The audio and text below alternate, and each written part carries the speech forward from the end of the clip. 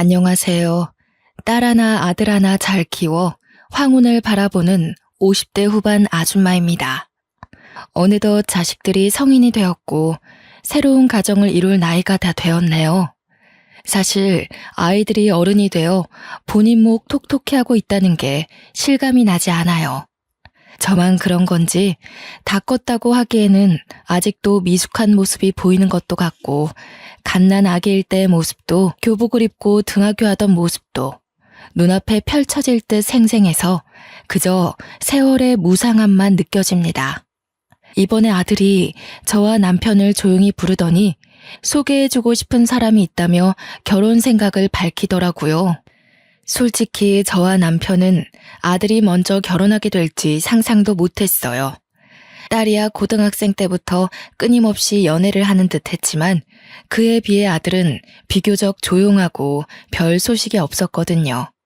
사실 저와 남편은 딸이 이른 결혼을 하게 될까봐 걱정하기도 했어요.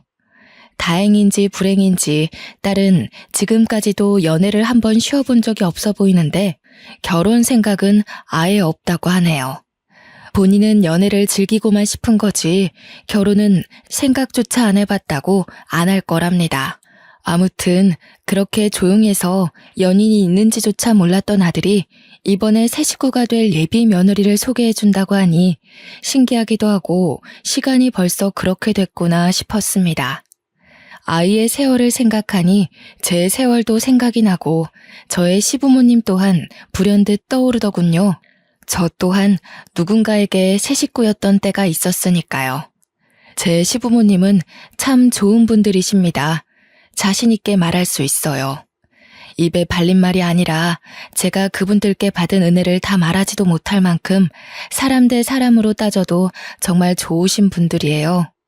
저는 부모의 사랑 대신 할머니의 사랑을 주로 받고 자랐습니다. 직설적으로 이야기하자면 머리가 어느 정도 클 때까지는 할머니의 손에서 자랐다는 말이죠. 그렇다고 해서 저는 부모님에 대한 원망은 없어요. 세상에는 어쩔 수 없는 사정이라는 게 있으니까요. 그 어쩔 수 없는 사정으로 제 부모님은 갑작스레 경제적 어려움에 부딪히고 말았습니다. 가정이 위태로워지자 부모님은 저를 잠시 떨어뜨리기로 결단을 내리셨어요.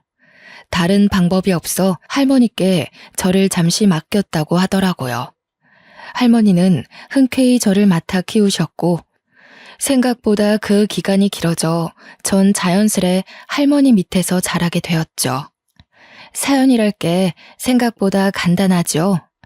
이렇게 보니 정말 가벼운 이야기 같아 보이는데 그때는 부모님과 잠시 떨어져 지내는 게 어찌나 무섭던지요. 매일이 눈물바람이었다고 해요.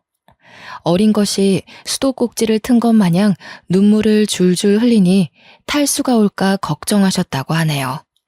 저 때문에 할머니의 고생이 아주 많았을 거예요. 저의 집은 풍족하다면 풍족했지 처음부터 집 사정이 어려웠던 것은 아니었어요. 풍족했던 시절이라고 하면 떠오르는 추억이 하나 있죠. 퇴근길마다 아빠는 늘 작은 인형을 하나씩 가지고 오셨어요. 저에게 매일 선물로 주셨거든요. 덕분에 저의 방은 온통 인형으로 가득 차 놀이동산 같았답니다. 엄마는 그런 아빠를 볼 때마다 타박했지만 아빠와 나를 바라볼 때면 세상을 다 가진 듯 웃고 있었어요. 또 가져왔어? 가져오지 말라니까. 왜 자꾸 그런 걸 가져와? 보관할 곳도 없어요. 자꾸 주다 버릇하면 애 버릇만 나빠진다니까. 집이 공장도 아닌데 이렇게 계속 갖고 오면 어떻게 해? 귀여운 내 새끼 뭐 하나라도 쥐어주고 싶은 게 부모 마음인 거 당신도 알잖아. 그리고 애가 버릇 나빠져봤자 뭐 얼마나 나빠진다고 그래. 줘봐. 애가 얼마나 좋아해. 우리 딸 마음에 들어요? 아빠가 최고지? 얼씨구 정말 못 말린다니까. 당신 애 그만 괴롭히고 와서 밥이나 들어요. 준이도 인형 내려놓고 이리 와. 많이 배고팠지? 아빠 왔으니까 다 같이 밥 먹자. 엄마가 맛난 거 많이 만들었어요. 아빠는 저 어릴 적에 인형 공장을 운영하고 있으셨다고 해요. 저야 워낙 어렸기 때문에 아무도 자세히 알려주지도 않고 기억도 안 나고 해서 부모님이 직접 말씀해 주시기 전까지 사정을 잘 몰랐지만 나중에야 부모님께 전해 듣기를 아빠의 소꿉친구가 아빠의 공장과 공장 부지 그리고 사업 자체를 빼앗아 갔다고 하더라고요. 그때는 지금 같지 않고 법에 구멍도 많아서 어쩔 도리도 없이 뺏겼다고 그리 한탄하시곤 했으니 얼마나 억울하셨을지 상상조차 되지 않네요. 단지 사업장과 돈뿐만이 아니라 친구도 믿음도 심지어 평화롭던 일상마저 잃어버린 것이었으니까요. 매일 아빠를 바라보며 웃던 제 미소까지도요. 아빠는 한순간에 모든 걸 잃고 실업자가 되었고 집의 가세 또한 자연스레 기울어지게 되었어요. 저는 정해진 수순처럼 할머니에게 가게 되었고 부모님과는 그 후로 떨어져 지냈습니다. 할머니의 입은 늘 툴툴거리며 퉁명하셨지만 그건 말뿐이었고 절 많이 아끼셨어요. 행동을 보면 딱 알 수 있었죠. 아이고 남들은 다 효도받는다 뭐다 하며 여행도 잘만 가던데 나는 다 늙어서 새파랗게 어린 손주나 떠맡아 기르게 생겼네. 너 할미 말 잘 들어야 한다. 핏덩어리만큼 쪼만한 것이 부모와 떨어져 지내야 한다니 가여워서 어째. 할머니는 문방구를 운영하시며 지내고 있었어요. 문방구라니 아이에게는 천국과도 같은 곳 아닌가요? 제가 어린 마음에 새 문구를 갖고 싶다고 떼를 쓰면 할머니는 혀를 끌끌 차시면서도 제가 원하는 건 하나씩 빼서 선물로 주시기도 했어요. 마치 아빠가 퇴근길에 인형을 하나씩 내어주시듯 할머니도 저에게 문구들을 하나씩 내어주셨던 것이죠. 그 부모의 그 자식이라더니 사랑을 표현하는 방식이 참으로 똑같으시지 않나요? 여러모로 할머니와 아빠는 닮은 점이 참 많았어요. 제 부모님이 겪었던 이 모든 걸 지금 와서 다시 생각해보면 마음이 좋지는 않더라고요. 할머니도 제 부모님도 저 때 속이 말도 아니었을 거예요. 특히 지금의 제 나이보다 어렸을 제 부모님을 생각하면 마음이 참 싱숭생숭합니다. 제가 부모님과 다시 만나게 된 것은 중학교 졸업식이었는데요. 부모님이 예쁜 꽃다발을 들고 와 제 졸업을 축하해 주시더라고요. 너무 갑작스레 오셔서 당황하기도 했지만 할머니는 오랜만에 본 자식과 며느리를 많이 반가워하셨어요. 그러곤 한마디 하셨죠. 왜 이제야 얼굴을 비추냐 비추길. 어미 속 다 썩이고 나타나지 왜. 이게 웬일이다냐 이게 웬일이야. 아예 온 게야 그지? 응? 아이고 내 자식 얼굴 좀 봐. 다 상했네. 밥은 꼭 잘 챙겨 먹으라니까. 얼굴이 반쪽이 돼서 왔네. 아이고 속상해라 속상해. 예 어머님 죄송해요. 늦게 나타나 죄송해요. 말도 없이 사라졌다가 이제야 이렇게 경황 없이 나타나서 너무 죄송해요. 이제는 웬만큼 다 해결이 되었어요. 그간 감사하고 또 죄송해요 어머님. 부모님이 제 중학교 졸업식에 올 거라고는 정말 상상도 못했던 터라 당연히 어떻게 알고 온 것이냐고 물어보았고 부모님은 편지 하나를 꺼내 제게 보여주시더라고요. 사실 할머니와 편지를 주고받고는 했단다. 너에겐 비밀로 할 수밖에 없었어. 뒤늦게 알게 해서 미안하구나. 할머니가 보내주신 편지에 준이가 다니는 중학교 이름도 네가 곧 졸업한다는 소식도 담겨 있었지. 할머니가 편지에 적어주신 덕분에 준이 엄마와 내가 시간 맞춰 올 수 있었어. 이제야 와서 미안하구나. 많이 보고 싶었단다. 갑작스레 부모님과 떨어져 지내게 된 저는 그 상황에 적응하기까지 시간이 꽤 걸렸다고 해요. 혹시나 편지를 보게 되면 글도 잘 모르는 애가 오해를 할 수도 있고 적응이 더 늦춰질 수도 있었기 때문에 편지는 일부러 저에게 알리지 않았다고 했어요. 대신 시간이 날 때마다 부모님이 잠깐 오시는 것으로 입을 맞춰놨다고 하시더라고요. 어른들의 사정은 어른들이 감당해야 한다면서요. 부모님은 제 졸업식에 꼭 축하하러 오고 싶었다고, 그리고 실제로 오게 되어서 너무 기쁘다고 하셨어요. 워낙에 기뻐하시니 저도 덩달아 신이 나더라고요. 사실 부모님은 제 초등학교 졸업식 때에는 참석하지 못하셨었어요. 그때 참석하지 못한 게 그렇게 후회가 되고 한이 되었다고 말씀하시더군요. 그래서 중학교 때에는 기를 쓰고 오셨나 봐요. 할머니는 아빠와 엄마를 꼭 끌어안고선 고슬프게 우셨어요. 어찌나 슬프게 우시던지. 왜 자식 잃은 부모의 울음은 그리 뼈아프다고들 하잖아요. 자식을 잃었다 되찾게 된 할머니는 그간 얼마나 서러우셨을지, 어린 저에게 티도 못 내고 얼마나 혼자 삭히고 계셨을지 그 울음소리에 다 묻어나오더군요. 그때 할머니의 울음소리는 영원히 잊지 못할 것 같아요. 부모님이 기뻐하시니 분명 저도 덩달아 기뻤는데 할머니가 우시니 저도 울컥 눈물이 나더라고요. 어린아이처럼 엉엉 우시는 할머니에 저도 울고 아빠도 울고 엄마도 울고 차례대로 눈물이 전염이라도 된 것처럼 그렇게 우리 가족은 한동안 눈물바다로 시간을 보냈습니다. 우리 가족은 그날 맛있는 고기를 먹었어요. 따뜻한 쌀밥에 김이 모락모락 나는 된장찌개, 지글지글 구워지는 고기까지. 눈물 한바탕 쏟고 먹으니 어찌나 맛있던지 입안에서 사르르 녹아 없어지더군요. 마음마저 풍족해 마치 행복한 감정을 먹고 있는 듯 했죠. 그날만큼 눈물겹고 행복한 식사는 지금까지도 제 인생에 없었고 앞으로도 없을 듯 하네요. 제가 할머니 곁에서 자랄 동안 부모님은 고생을 참 많이 하신 것 같았어요. 흘긋 보아도 손부터가 늙은 것이 티가 났고 오랜만에 보는 부모님의 얼굴엔 자글자글한 주름이 나 있었죠. 부모님이 늙어버린 걸 보니 아무것도 몰랐던 그 나이에도 그게 그리 속상하더라고요. 누가 봐도 고생한 얼굴이었으니까요. 엄마는 식당에서 허드렛 일, 아빠는 건설 현장에서 막노동 일을 하며 지냈다고 했습니다. 저와 지냈던 집은 팔아서 빚을 갚는 데에다 썼고 두 분 모두 물불 가리지 않고 일하며 이악 물고 돈을 악착같이 모았다고요.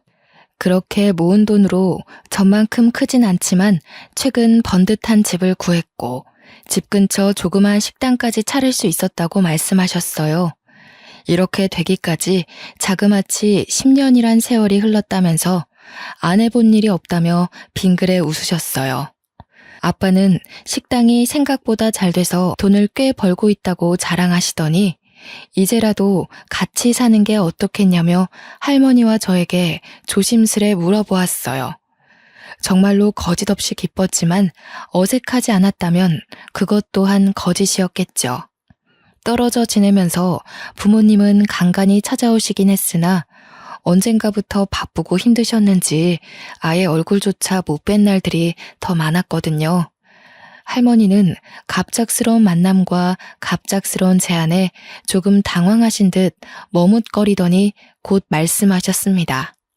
그래, 나도 이제는 늙었는지 너네랑 같이 살고 싶구나. 우리 손녀도 그렇고 말이야. 그런데 그렇다고 문방구 일을 바로 그만둘 수는 없다. 기한을 정해두고 가게를 정리할 테니 정리하고 나서 그땐 같이 살자꾸나. 애비야, 애미야, 마음 급하게 바로 같이 살자는 말은 말아라. 언제가 괜찮을지 상의라도 먼저 해봐야 하지 않겠니? 할머니는 오랫동안 살펴온 본인의 문방구를 정리하기 시작했고 문방구 간판을 내리기까지 그리 오래 걸리진 않으셨습니다. 우리 네 가족은 같이 살게 되었어요. 이렇게 마무리가 되었다면 그건 인생이라 할 수가 없겠죠.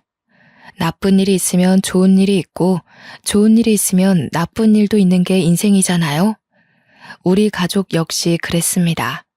고생 끝 낙이 온다더니 이게 웬걸. 낙 뒤에는 현실의 무게가 자리 잡고 있더군요. 인생은 무심하다고들 하죠. 잘 되던 부모님 식당이 조금씩 내리막길을 걷기 시작했습니다. 그래도 이 정도야 뭐 겪어온 고생에 비하면 티도 안 났죠. 저는 대학교 진학을 안 하기로 마음을 먹고 고등학교를 졸업하자마자 곧장 회사에 취직했습니다. 제가 취직하게 된 곳은 액세서리를 팔던 작은 회사였는데 이곳저곳 무역을 하는 회사라 그런지 유독 외국어를 잘하는 직원도 있고 생각보다 학벌을 신경 쓰는 분위기더라고요. 그런 분위기를 오래 겪으니 대학에 별 생각이 없던 저도 제 학벌을 신경 쓰게 되더군요. 대학을 안 가고 회사로 바로 취직할 당시엔 빨리 돈을 벌어 가족에게 보탬이 되어야겠다는 생각뿐이었어요. 부모님도 할머니도 점점 늙고 지쳐가시는 게 제 눈에 보였으니까요.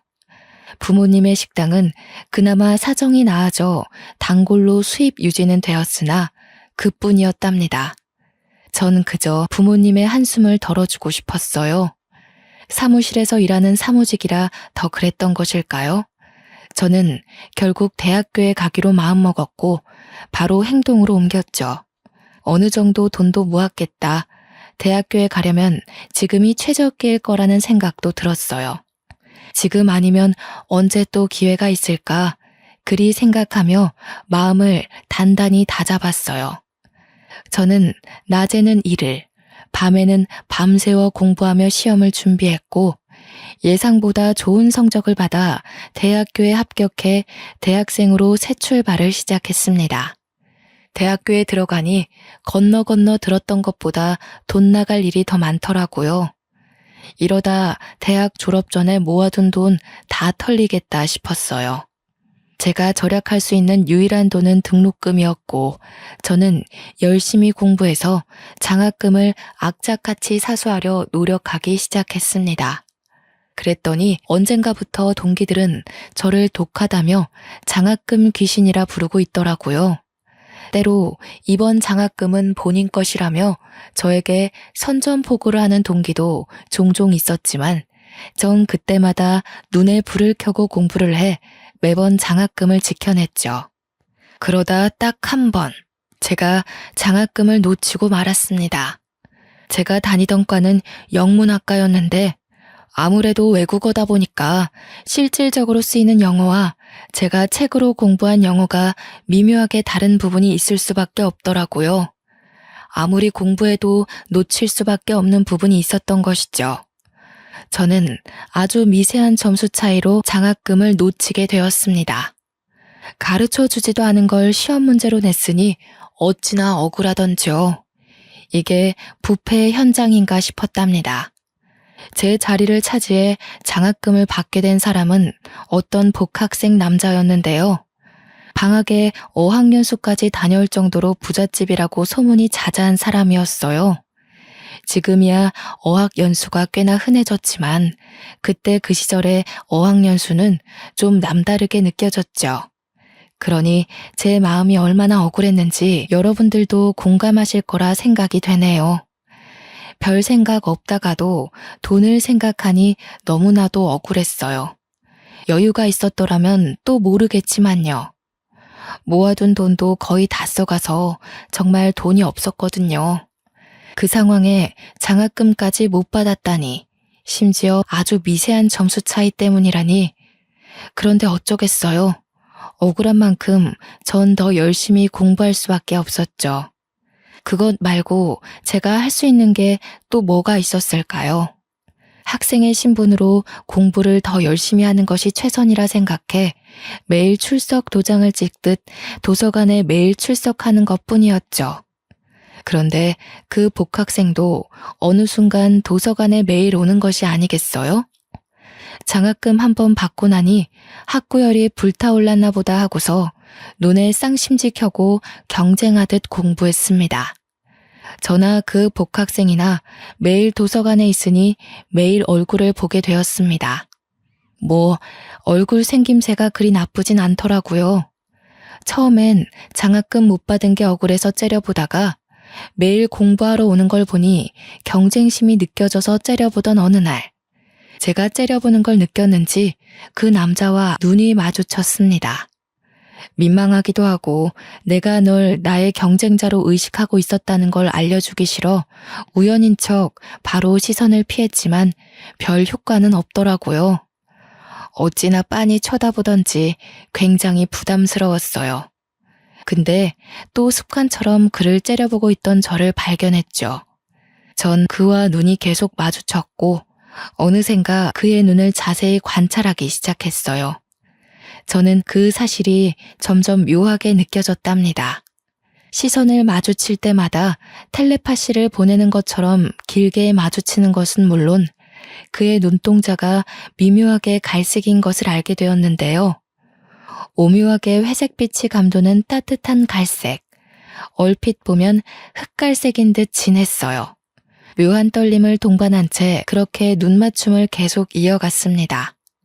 그렇게 애매한 관계에 머무르다 겨울 눈 내리던 날 밤, 전환점을 맞이하게 되었네요.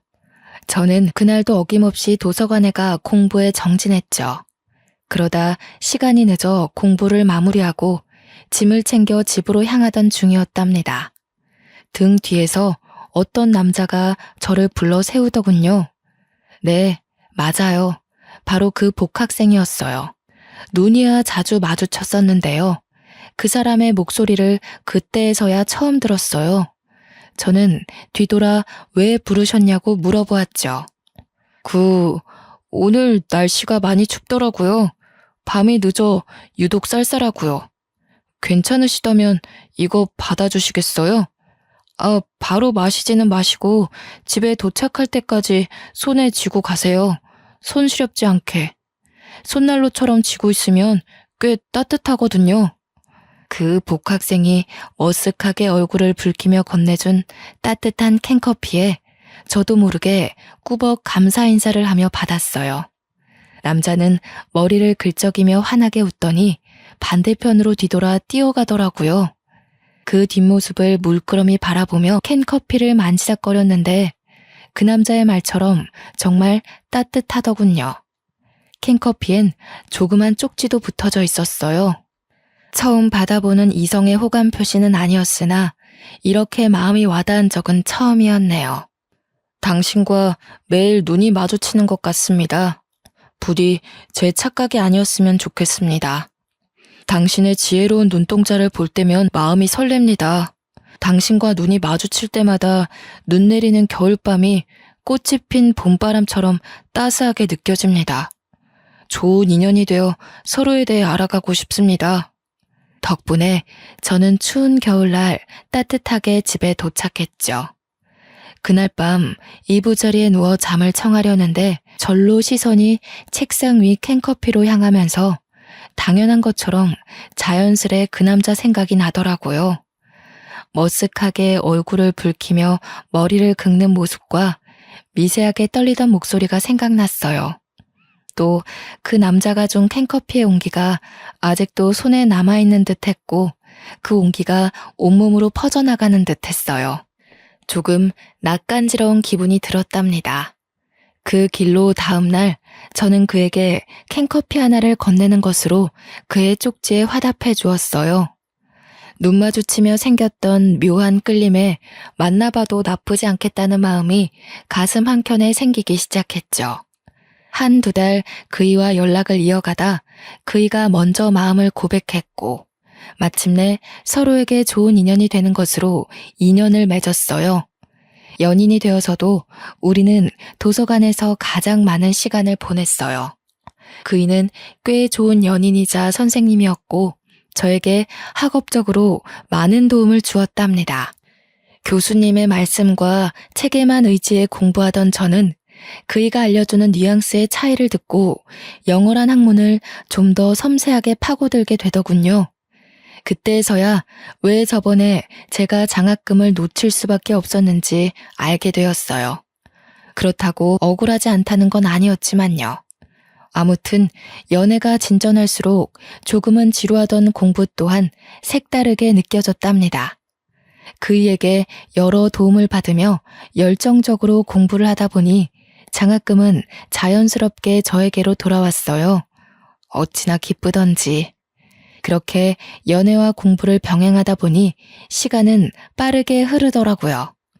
장학금을 몇 번 더 타고 나니 제가 졸업할 때가 된 것이죠. 졸업식 날에 그이가 맛있는 저녁밥을 먹으러 가자며 제안을 하더군요. 가족과는 이미 점심때에 회포를 푼 후였으니 거리낄 것도 없어서 저는 기쁘게 받아들이며 그이의 차에 올라탔습니다. 아무래도 저의 졸업을 축하하기 위한 자리라 그런지 그이가 신경을 많이 쓴 게 느껴졌어요. 야경이 훤히 보이는 호텔 레스토랑이라 어딘가 과하게 느껴지긴 했는데 내 착각인가 보다 싶었죠. 기분은 좋으니 마냥 웃고 있는데 그이가 갑자기 분위기를 잡으려 하더라고요. 뭐지? 싶어서 일단 그냥 웃으며 그이를 바라보고만 있었는데 그이가 저를 향해 한쪽 무릎을 꿇는 게 아니겠어요? 갑작스러운 전개에 저는 그냥 멍하니 바라만 보고 있었죠. 아니, 그이와 연애를 하면서 결혼에 관한 이야기를 몇 번 나눈 적은 있었지만요. 그렇다고 결혼한 미래를 함께 꿈꾼다거나 결혼에 관련된 깊은 대화는 한 번도 해본 적이 없었어요. 제가 졸업했다고 브레이크가 고장난 자동차 마냥 결혼까지 풀악셀을 밟아버리는데 그 속도를 따라가느라고 시간 좀 걸렸습니다. 그이는 얼굴을 뻣뻣이 긴장시킨 채 여전히 무릎을 꿇고 있었고 특유의 머쓱한 미소를 지어 보이며 하는 말이 제가 공부에 대한 욕심이 커 보여 대학교 다니던 때는 청혼 엄두도 못 냈대요. 제가 대학교를 졸업하는 날만 손꼽아 기다렸다고 하더라고요. 속으로 난 준이랑 결혼해야지 졸업하는 날 꼭 청혼할 거야만 되뇌었다고 하소연을 하더랍디다.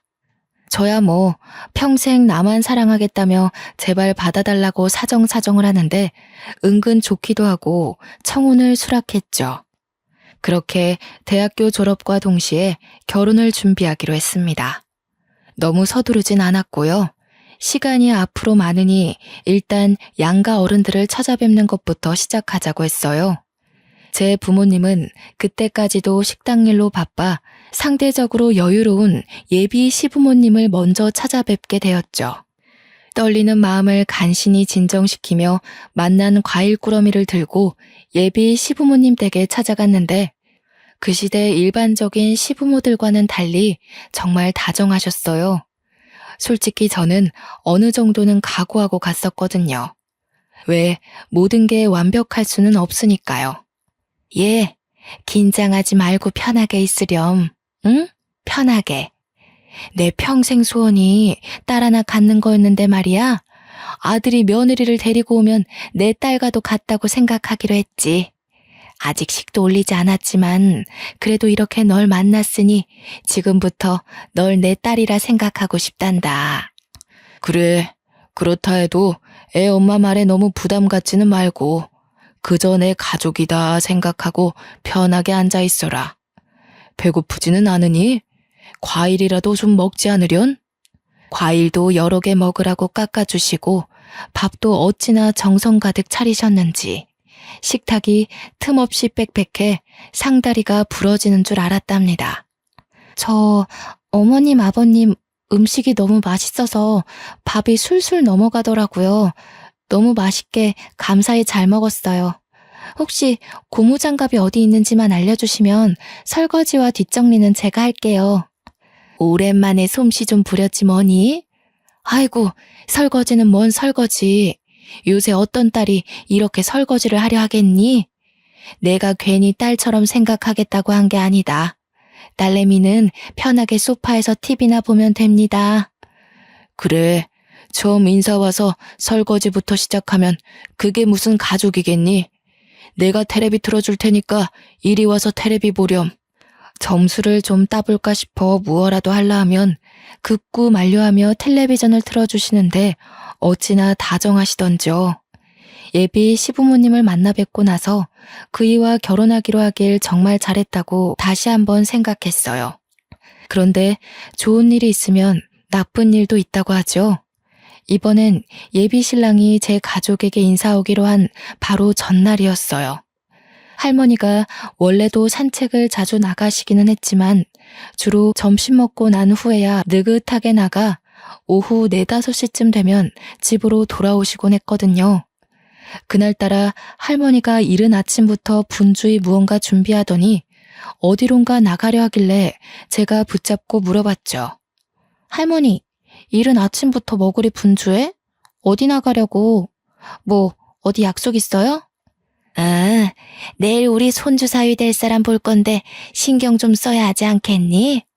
머리도 새로 하고 시장 좀 둘러보고 그러련다. 걱정 말고 있어라. 금방 나갔다 올 테니. 염색을 새로 하시려나 보다, 파마까지 하시려나 하며 대수롭지 않게 생각하고 있었는데 할머니는 오후 6시가 되어도 집에 돌아오지 않으셨습니다. 조금 초조하긴 했지만 워낙 정정하신 할머니이고 가끔 가다 늦으실 때야 있었기 때문에 머리하는 게 조금 오래 걸리시나 보다 했죠. 거실 소파에 앉아 할머니를 기다리면서 할머니 오면 왜 이렇게 늦었냐고 타박해야지 속으로 생각했어요.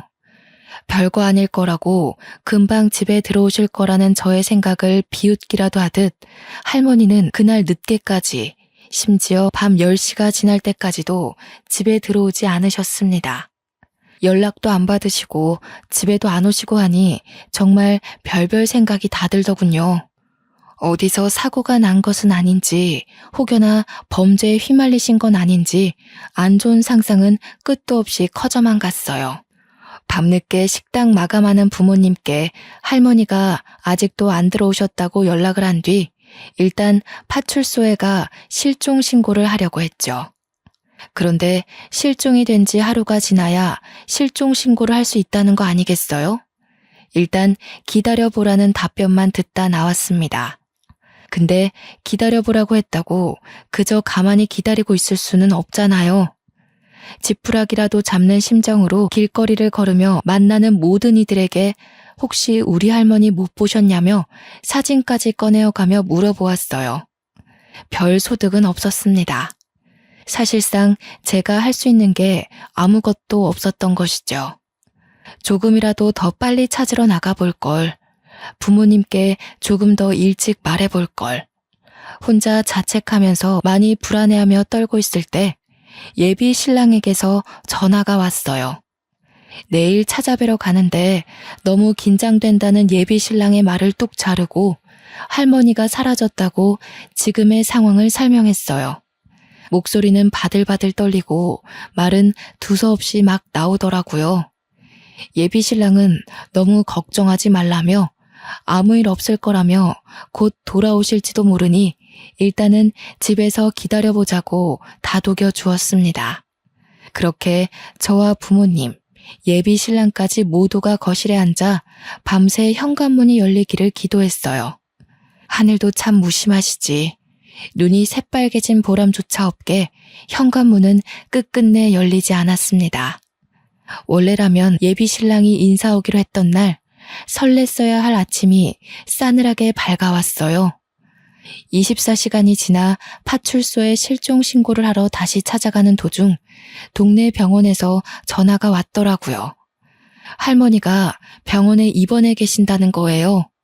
심지어 하루 동안 의식이 없으시다가 이제서야 의식을 되찾았다고 말을 하시는데 너무나도 청천벽력 같은 말에 바로 병원으로 달려갔죠. 병원에 도착해 병원 침대에 누워있는 할머니를 보자마자 눈물부터 나더라고요. 손등으로 마구 눈을 비비고 있는데 의사 선생님이 와서 할머니의 상태를 설명해 주셨어요. 정말 큰일 날 뻔했습니다. 할머님이 솔직히 운이 아주 좋았다고밖에 설명드릴 수 없겠네요. 연세도 꽤 있으시고 길가에서 뇌졸중으로 쓰러지신 터라 자칫 잘못하면 의식을 잃어 영원히 되찾지 못하거나 의식을 되찾으시더라도 후유증으로 영구적인 장애를 얻을 수 있어 걱정을 많이 했습니다. 다행히 신고자분이 적절한 조치를 빠르게 취해 주셔서 큰 걱정은 하지 않으셔도 되겠어요. 검사 결과 큰 이상은 없어 보이지만 의식을 되찾기까지 꼬박 하루라는 시간이 걸렸기 때문에 며칠 더 입원하셔서 경과를 지켜보는 것이 좋겠습니다. 의사 선생님의 권하신 대로 할머니는 며칠 더 입원해서 경과를 지켜보기로 했습니다. 어떻게 된 상황인지 정확히 파악하고 나니 그제야 안도감이 들고 쿵쾅거리던 심장 또한 차분히 가라앉는 것 같았어요. 할머니는 어제 머리를 하러 길을 나섰다가 뇌졸중이와 길에서 쓰러지셨고, 마침 지나가던 신고자분이 쓰러진 할머니를 발견하고는 즉시 적절한 조치를 취하며 재빠르게 119 신고를 했던 겁니다. 할머니는 의식이 없어 당연히 집으로 돌아올 수도 바로 연락할 수도 없었던 것이고요. 때마침 지나가던 분이 뇌졸중에 해박한 분이셨다니 이런 행운이 또 어디 있을까요? 신고자분을 만나면 뽀뽀라도 해주고 싶었어요. 신고자분이 아직 병원에 있으시다는 말에 찾아가 감사 인사를 드리기로 했죠. 부모님은 감사 인사를 먼저 하고 오겠다며 신고자분을 찾으러 가셨고, 저는 잠시 할머니 손을 붙잡고 있다가 뒤늦게 예비 신랑과 함께 뒤따라갔어요.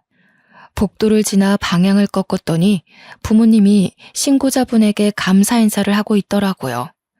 이 은혜를 어찌 갚아야 할지 정말 감사합니다. 정말 감사합니다.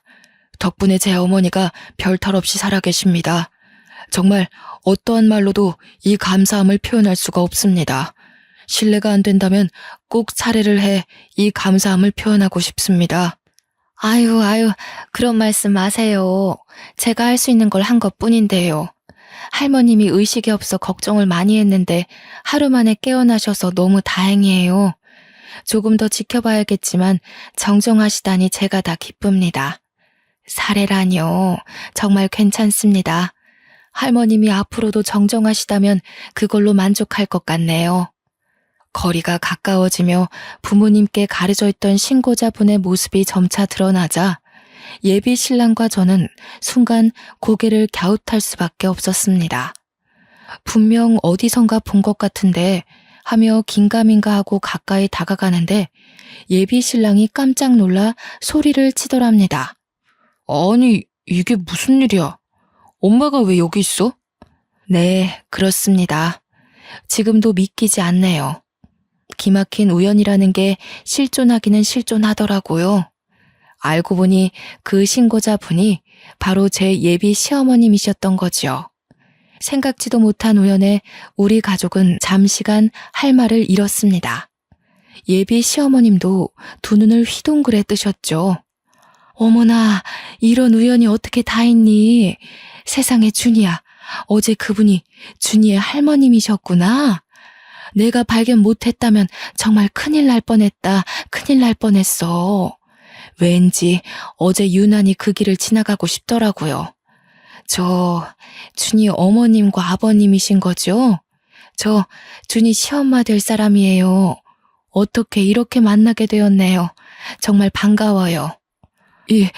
무슨 우연이래요. 은인이 예비 사돈이었다니 저도 너무 반가워요. 정말 상상도 못한 일이네요. 세상에, 다시 한번 정말 감사드려요. 이 은혜를 어떻게 갚아야 할지. 실례가 아니라면 이렇게 된 거 밥 한 끼라도 같이 드시지 않으실래요? 어제부터 오늘까지 병원에 있으셨다고 들었는데 배고프시진 않으신가요? 뭐라도 드시겠어요? 그래요. 다 같이 밥이라도 한 끼 먹읍시다. 이렇게 그냥 보내면 마음이 좋지 않을 것 같아서 그래요. 예비 사돈이라고 불러야 할까요? 제 어머님을 구해주신 은인이시니 꼭 보답하고 싶습니다. 아유, 그러지들 마셔요. 제가 한 게 무엇라고 그리 띄워주시나요? 밥은 다음에 상견례 할 때 같이 드는 거 어떠신가요? 제가 지금은 좀 많이 피곤하고 그래서요. 아무래도 지금은 좀 어렵겠어요. 제 생각을 해 좋은 제안 주셨는데 일이 거절해서 죄송하네요. 와, 휩쓸리듯 몰려오는 정보와 대화에 정말 정신이 하나도 없었답니다. 세상에 이런 일이만 마음속으로 골백번 중얼거렸어요. 사실 저도 뇌졸중으로 쓰러진 적이 있었거든요. 저도 누군가 빠르게 조치하고 신고해서 별탈 없이 이렇게 살아있죠. 그 후로 무서워서 뇌졸중에 공부를 좀 했는데 이게 이렇게 풀릴 줄 누가 알았겠어요. 예상했던 오늘은 아니지만 큰일 없이 무탈하게 잘 풀렸죠. 예비 신랑은 제 할머니도 제 부모님도 한자리에 모여 인사를 했습니다. 부모님과 할머니는 이 정도면 운명이고 은인이고 행운이라고 하셨어요. 당연히 결혼도 허락하셨고요.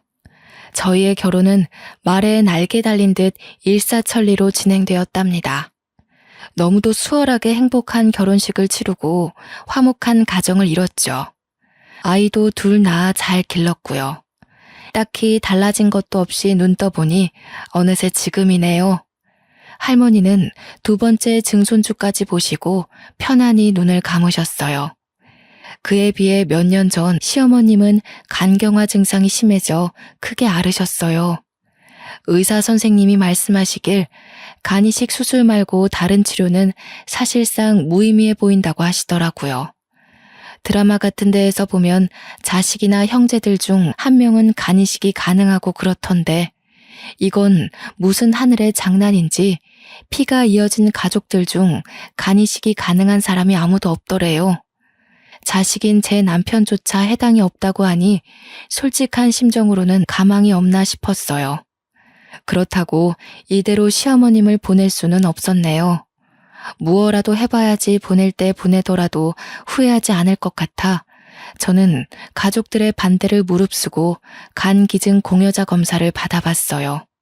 제 나이가 그리 적지 않음에도 불구하고 검사 결과는 생각보다 좋더라고요.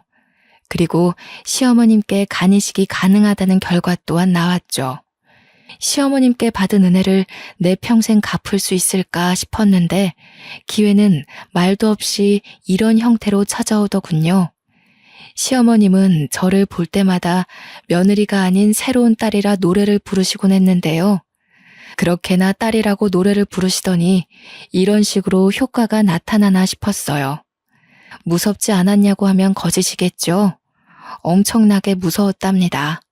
시어머님을 위해서 일단 무엇이든 해봐야지 하고 결심할 때는 언제고 막상 간기증이 가능하다니까 고민이 안 될 수가 없었어요.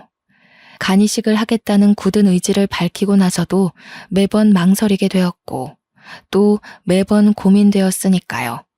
솔직히 간 이식 후 후유증을 무시할 수 없더라고요. 그럼에도 불구하고 전 지금의 남편을 만나고 시부모님을 만나고 행운이 가득한 인생을 살아왔다고 자부하기에 이번에도 행운이 따르리라 믿고 이식하기로 최종 결정했습니다. 제 결정에 시아버님은 제 두 손을 붙잡고는 미안하고 고맙다며 눈물을 훔치시더라고요. 생각지도 못한 큰 수술을 앞두니 저도 마음이 찡해져서 같이 손 붙잡고 엉엉 울었어요. 저야말로 감사하다면서요. 남편도 울먹이며 저한테 고맙고 미안하고 또 사랑한다면서 저를 껴안았고 한참 동안 저희는 그러고 있었습니다. 어찌나 서로 고맙고 미안한 게 많았던 건지 누가 보면 세 명이서 돌림 노래라도 하는 줄 알았을 거예요. 그렇게 이식 수술이 진행되었고 제 믿음에 보답이라도 하듯 수술은 성공적으로 마무리가 되었습니다. 시어머님은 현재 80세가 넘어가시는데도 정정하세요. 저는 후유증이 아예 없다고는 말 못할 듯 하네요.